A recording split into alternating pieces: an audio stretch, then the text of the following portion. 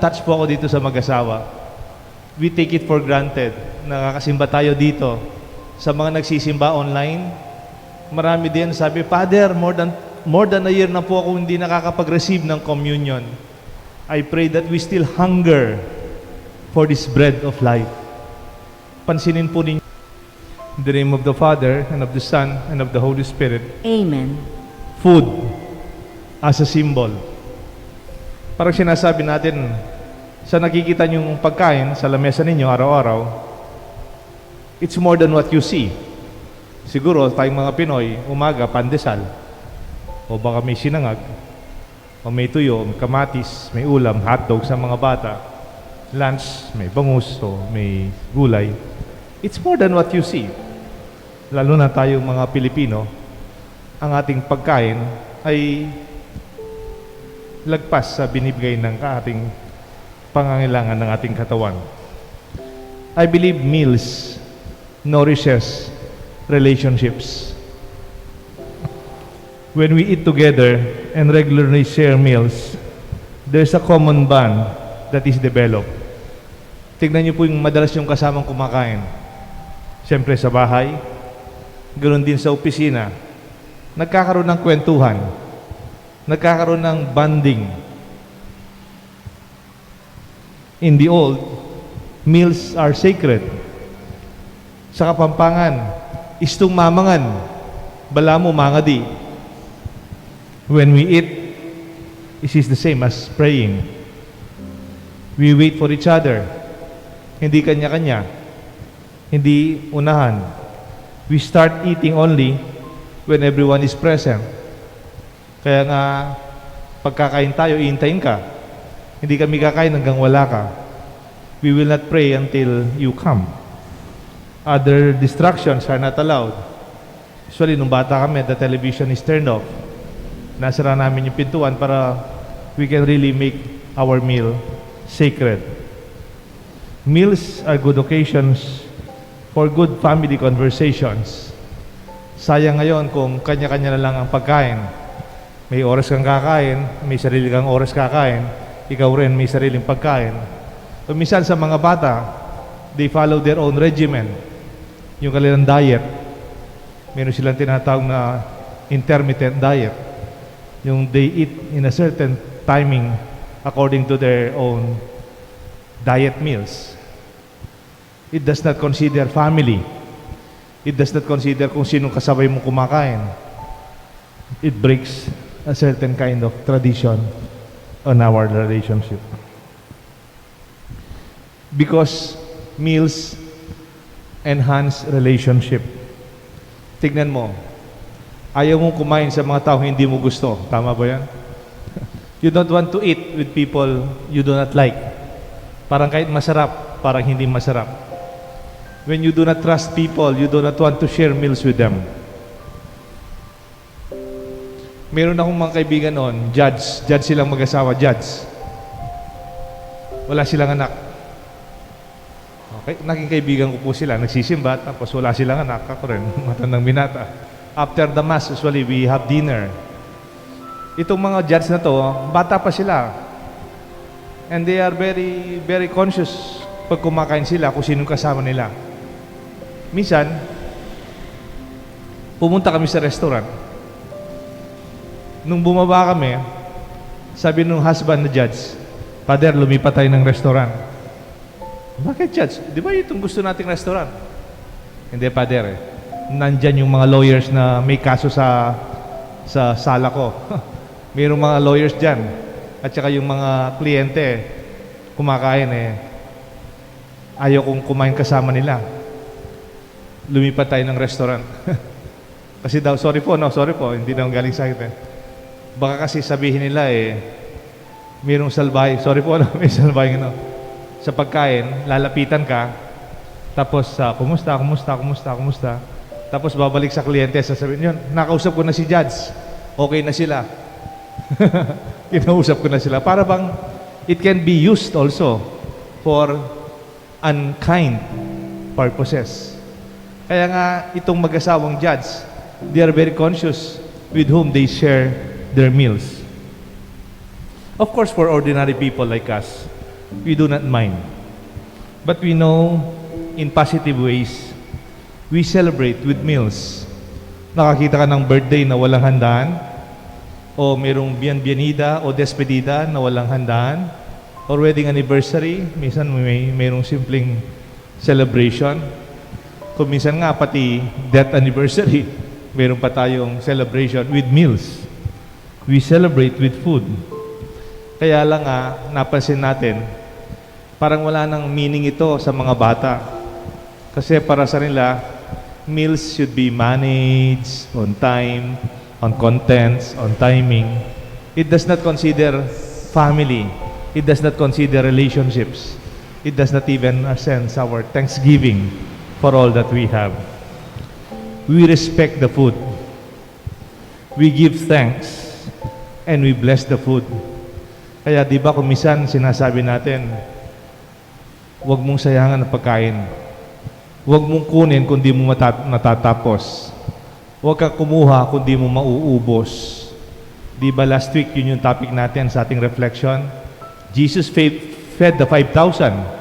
Wow! He was able to feed the multitude. But after that, He asked His disciples, pick up the leftovers. He was conscious of proper use of what we have. Huwag sayangin, huwag sirain. Because we know and we have to recognize, maraming mga taong hindi nakakakain that we enjoy every day. We also recognize those who prepare the food and the one who work hard so that we will have food on our tables. Ito ay simbolo rin ng ating pagkilala sa mga nagluto, naghanda, na malengke, na unang nagising sa atin para meron tayong almusal. At yung mga tao, lalo na yung magulang, nagtrabaho para lang may pagkain sa ating mga lamesa. Nagpapasalamat pa ba tayo? Lalo na ang mga bata. We may take for granted what is there. Kasi mga bata ngayon, kailangan mo pang pilitin kumain. Hindi nila maiwan-iwan yung kanilang games sa kanilang screen ng kanilang iPad o kanilang screen ng kanilang games. Ayaw nilang iwanan yung kanilang social media. Naghihintay ang pagkain. We may take for granted that there's food upon our table every day, 3 times a day, during meal times and more. Sa refrigerator, parating may pagkain, sobra-sobra kung minsan, pero hindi naman natin pinapasalamatan. Ngayon ang panahon ng quarantine, nakakalungkot. Meron akong nabasang article, siguro totoo naman, the most infectious time that we share meals, sharing meals. Kaya nga po, pagkakain na tayo, syempre, di ba? Tatanggalin mo yung face mask, kakain kayo. Tayo naman Pilipino, hindi lang kakain na kayo, madaldal pa tayo, kukwentuhan pa tayo. Kaya nga may article na malakas makaroon ng infection spread ng disease, ng virus, when we eat together. Para sa akin, parang ang sakit-sakit nito. Kaya ako dasal ko, we can overcome this pandemic time. Sana ma-vaccinate na tayo lahat so that we have less cases. Kung meron na, nakakayanan natin kasi we are vaccinated. We become less infectious to others. At the same time, we have less time for us to be infected. Meron nga akong kilala sa mga opisina, meron din silang memo sa kanilang opisina. Yung memo sa opisina, eat alone. Kasi sa opisina nila, nagkaroon ng mga sunod-sunod na cases ng COVID. O dumating from the head office. Magmula ngayon, wala nang kakain sabay-sabay. Kakain ka na lang sa lamesa mo. Huwag kang mag-join dun sa pantry. And then parang hindi ako makakain kasi ikaw lang mag-isa. Maybe what is more difficult this time of pandemic, more than this face mask, more than the face shield, more than the distancing, is when we lose the opportunity to share meals. because our meal, our food, sustains our life. Without meals, we cease to live.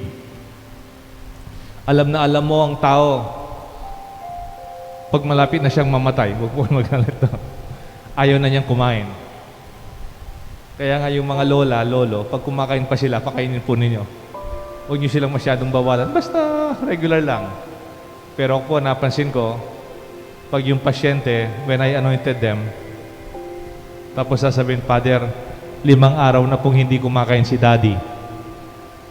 Pinipil namin, pinapadana lang namin yung food sa kanyang parang mitug. Ayaw na rin niya. Then that's the beginning of the end of life. Our meal, our life, our way of life, our family style, our community shared, serving and sharing.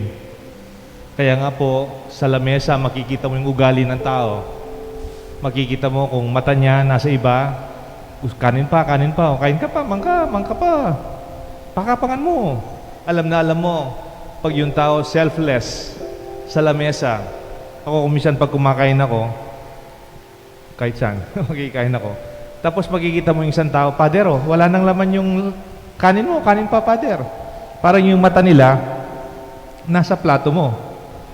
Parang gusto mo ito, Pader, ito po, longganisa. And you realize, they are eating, but they are sensitive to the needs of other people. Train your children, teach your children. Yung table manners is not only eating the right way, yung table manners, how to use the fork and spoon, the knives and the other table manners that we should have, but also to be sensitive on the needs of the others around that table, and hopefully beyond our own tables, to consider the tables of others who are in need. Di ba may kasabihan? Charity begins at home. It begins at the table. And charity must not end at home. Sana hindi lang lamesa natin, hindi lang sariling pangangailangan natin. How it is prepared, how it is served, how it is partaken, how it is taken, shared as communion. Our rituals are broken this time of this pandemic. Hindi na tayo pwedeng kumain sabay-sabay. Dati dito sa parokya, kahit saan parokya kung na-assign, pagkatapos ng misa may kape. May pandesal doon. Yung gustong magpandesal, magkape, yung mga bumabay sugar, mababay sugar, merong kape, may tinapay, may peanut butter doon. Literal talaga. Kung gusto nyo, misa nagbibigay yung iba, pansit luglug, pansit, iba, nagbibigay ng food they have at home. And it becomes natural table from communion to another communion. From one table to another table. It touches the sensitivity of the nerves of our identity as a community. Last summer, mayroon po akong kinasal, taga-Tarlac. Napansin ko, matanda na sila. Nung kinasal ko sila, of course, a few days before the wedding, in-interview ko sila, tsaka mag-confession. Sabi ko, how come? Ngayon pa lang kayo kinakasal. Kasal na pala kayo ng sibil, no? Sabi ng lalaki, yung lalaki, dentista. Father, more than 10 years na po kaming kasal sa civil. Kaya lang, since then, Father, hindi kami nagko-communion. Kasi kinasal kami, hindi sa sakramento ng simbahan. For 10 years, Father, nagsisimba kami, hindi kami nakakapag-communion. Kasi we live together without the sacrament, the blessing of the church. Kaya po kami papakasal ngayon after 10 years, Father, gusto naming mag-communion. We long to receive the body of Christ in our Mass. Alam niyo po, na-touch po ako dito sa mag-asawa. We take it for granted. Nakakasimba tayo dito. Sa mga nagsisimba online, marami din sabi, Father, more than a year na po ako hindi nakakapag-receive ng communion. I pray that we still hunger for this bread of life. Pansinin po ninyo, dalawang lamesa natin sa simbahan. Yung lamesa ng salita ng Diyos, the liturgy of the Word, at ang lamesa ng katawan at dugo ni Kristo. Parang sa lamesa natin sa bahay. Pag kumakain tayo, hayaan niyong magsalita si mama. Hayaan niyong magsalita si papa. This is the word that would also nourish us. Let our meals feed our body, at the same time nourish our relationship and identity as family. This is most sacred, most revered, and most adored. Even before we receive communion, we kneel down, we bow down. It is the centrality of our faith and our Christian family. The table, the one identity of Christ, the Word of God, and the Eucharist. Ang ating lamesa, ang ating pagkain, ay puno ng simbolo. Mamaya sana kakain kayo lunchtime, magkwentuhan kayo. Ang assignment ninyo, what is the meaning of table fellowship for you? Ano ang kahulugan ng simbolo ng pagkain para sa iyo? In that way, we could value and nourish the gift of food that we have every day. Let this be our continuous thanksgiving for every day. Salamat sa Diyos, may pagkain sa ating mga lamesa. Salamat sa mga nagtatrabaho. Salamat sa mga naghahanda. At salamat sa grasya ng Diyos. Minsan po, may isang bata, kumakain sila. Itong bata, hindi niya gusto siguro yung ulam, tinutulak niya yung ulam. Ayaw niya, siguro gulay. O kaya siguro, basta hindi gusto ng bata yung ulam. Itong tatay, na-offend ng tatay kasi itong anak, tinutulak niya yung ulam, ayaw niya. Sabi ng tatay, kumain ka na anak, pinagpaguran ko yan. Nagtrabaho ako para meron tayong kakanin. Nagtatrabaho ako para meron tayong pagkain sa lamesa. Inihanda at niluto ng ina mo yan. Anak, kumain ka na. Pag tinanggap mo yan, tinatanggap mo rin ako at tinatanggap mo rin ang pinagpaguran ng nanay mo. Let this be our thanksgiving, the bread of life, our identity and thanksgiving. Para sa inyo po, anong kahulugan ng pagkain niyo sa lamesa? May God bless us all, the Father, the Son, and the Holy Spirit. Amen.